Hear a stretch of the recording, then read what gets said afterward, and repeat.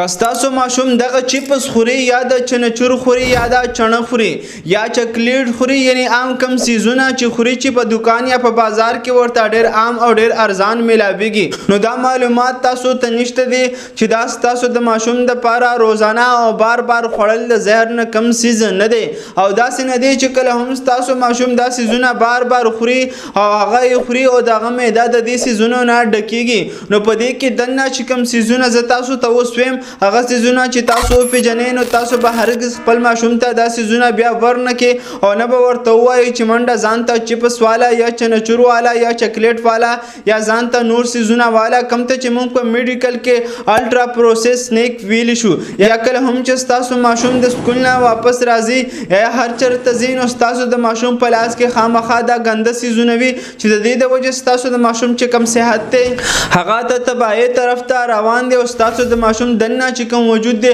هغه ورځ په ورځ خرابېږي او ورځ په ورځ نقصان هغه ته رسیږي او نقصان ورته داسې رسیږي چې په دې کې دنه مالګه ورته ویل شي کم ته چې سالت سوډیم ویل شي دا غو مقدار پکې کافي وي ما خبره ده چې په دې کې ټرانس فیټ ورته ویل شي